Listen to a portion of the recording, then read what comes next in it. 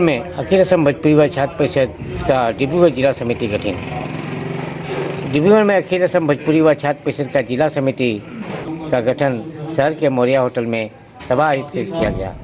समिति के केंद्रीय अध्यक्ष अवधेश रुस्तुगी की उपस्थिति में आयोजित सभा में जिला अध्यक्ष का पद पंकज शर्मा, उपाध्यक्ष शंभुनाथ शाह, साधारण सचिव गगन जायसवाल, सांगठनिक सचिव गुड्डी सिंह और सह सचिव के पद पर रोहित यादव को सौंपा गया। वहीं सलाहकार के रूप में कृष्णा शर्मा, विजय शाह, रामा पासवान, मनोज साहू, विजय साहू और अभिलाष जायसवाल को रखा गया। सभा में केंद्रीय समिति के साधारण सचिव सूरज प्रसाद, सांगठनिक सचिव मनोज कुमार शाह, उपाध्यक्ष सुनीत सिंह के अलावा कई वरिष्ठ पदाधिकारी उपस्थित रहे। सभा में उपस्थित परिषद के केंद्रीय अध्यक्ष अवधेश रुस्तुगी ने कहा कि असम के सभी जिला में संस्था की नई कमेटी गठित की जा रही है। उन्होंने भोजपुरी भाषियों से आह्वान करते हुए कहा कि राजनीतिक पार्टियों के बहलाव में न आए। उन्होंने कहा कि आप लोग ऐसे व्यक्ति को अपनाएं जो समाज के लिए सोचता हो। उन्होंने नवगठित समिति को शुभकामनाएं दी।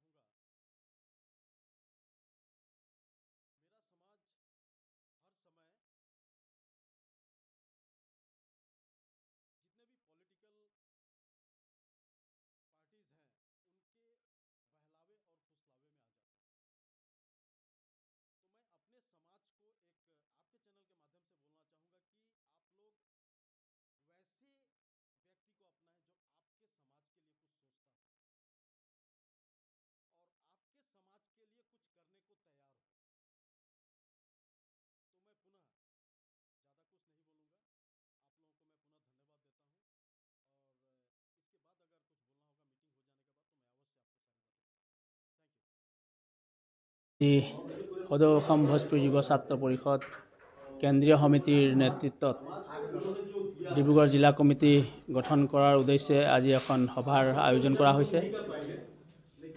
আজিৰ এই সভাত আমাৰ গণ্যমান্য ব্যক্তিসকল উপস্থিত আছে। তেখেতলোকৰ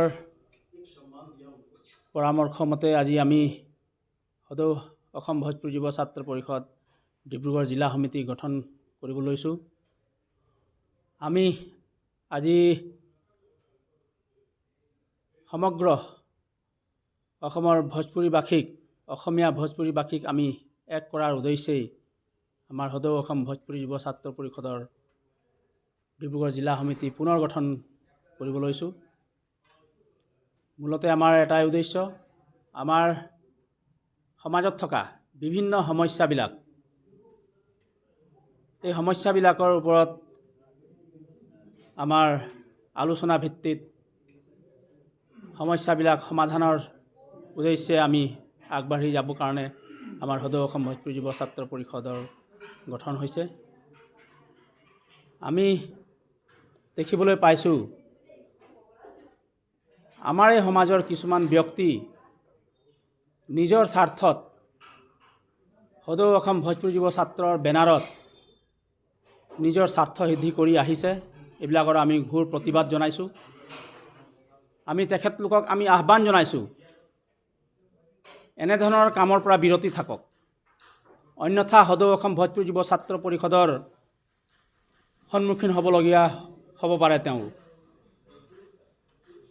আমি কোনোদিনাই আমি বিচৰা নাই আমাৰ সমাজত বিভ্ৰান্তিৰ সৃষ্টি হওক। আমি সকলোকে একত্ৰিত কৰি আমাৰ সমাজৰ সমস্যাবিলাক সমাধান কৰিবৰ কাৰণে চেষ্টা কৰি আহিছোঁ। অনাগত দিনবিলাকতো আমি কৰি যাম। আমাৰ কিছুমান ব্যক্তিৰ কাৰণে সংগঠনৰ মৰ্যাদাবিলাক ক্ষুণ্ণ হয়, তেনেকুৱা ধৰণৰ কিছুমান কামবিলাক আমি চাবলৈ পাইছোঁ। আমি দেখিবলৈ পাইছোঁ আমাৰ সমাজত থকা অৰ্থাৎ ভোজপুৰী অসমীয়া সমাজৰ অসমত বসবাস কৰা যিসকল ছাত্ৰ ছাত্ৰী আছে, সেই ছাত্ৰ ছাত্ৰীসকলৰ সমস্যাবিলাক আমাৰ চকুত আমি দেখিবলৈ পাইছোঁ। আমি আগন্তুক দিনবিলাকতো আমি কৈ আহিছোঁ, আমাৰ ছাত্ৰ ছাত্ৰীসকলৰ কাৰণে আমাক যিসকল ছাত্ৰ ছাত্ৰীয়ে OBCৰ যোগ্য, তেওঁলোকক OBC চাৰ্টিফিকেট প্ৰদান কৰিব লাগে বুলি আমি চৰকাৰৰ ওচৰত আমি দাবী জনাই আহিছোঁ। আগন্তুক দিনতো আমি তেনেধৰণৰ কাৰ্যসূচীবিলাক আমি ল'ম। আমি বহুত সমস্যাবিলাকত সন্মুখীন হ'বলগীয়া হৈছোঁ। যিহেতু আমি অসমতে বসবাস কৰি আহিছোঁ, যুগ যুগ ধৰি আমাৰ ইয়াত বসবাস কৰি অহাসকল ইয়াত অধিকাৰৰ পৰা বঞ্চিত হৈছে। এইটো কিন্তু আমাৰ কাৰণে খুব লজ্জাৰ বিষয়। আমি 1971 চনৰ আগত অহাসকলে আজিও নিজৰ অধিকাৰৰ পৰা বঞ্চিত হৈছে। চৰকাৰক আমি বিনম্ৰতাৰে অনুৰোধ জনাইছোঁ, এনেধৰণৰ সমস্যাবিলাকৰ ওপৰত গুৰুত্ব দিবৰ কাৰণে, কাৰণ তেখেতলোকৰ সমূহীয়া নেতৃত্বতহে এখন সমাজ গঢ়িব বুলি আমি আশা কৰিছোঁ। আমি দুই এটা সম্প্ৰদায়ৰ বা দুই এটা জনগোষ্ঠীক লৈ চৰকাৰখনে কেতিয়াও এখন সমাজ গঢ়িব নোৱাৰে বুলি আমি ভাবিছোঁ। গতিকে অসমত থকা সকলোকে তেওঁলোক সমমৰ্যাদা দিব বুলি আমি আশাবাদী।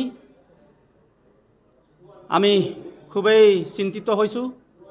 আমাৰ সমাজখন আজি হয়, ব্ৰিটিছৰ দিনত আমাৰ ভোজপুৰী সমাজ অসমত আহিছিল, এইটো সঁচা কথা।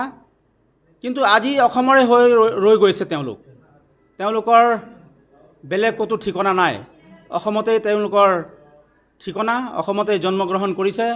অসমীয়া ভাষাক তেওঁলোক নিজৰ মাতৃভাষা হিচাপে গ্ৰহণ কৰিছে। অসমীয়া স্কুলত তেওঁলোক পঢ়া শুনা কৰিছে। আমাৰ যিসকল ছাত্ৰ ছাত্ৰীয়ে চৰকাৰী সুবিধাৰ পৰা বঞ্চিত হৈছে, তেওঁলোকক আমি চৰকাৰৰ ওচৰত অনুৰোধ জনাইছোঁ যাতে তেওঁলোকক এই সুবিধাখিনি প্ৰদান কৰিব বুলি মই আশা কৰি ইমানতে মোৰ চমু বক্তব্য সামৰিছোঁ।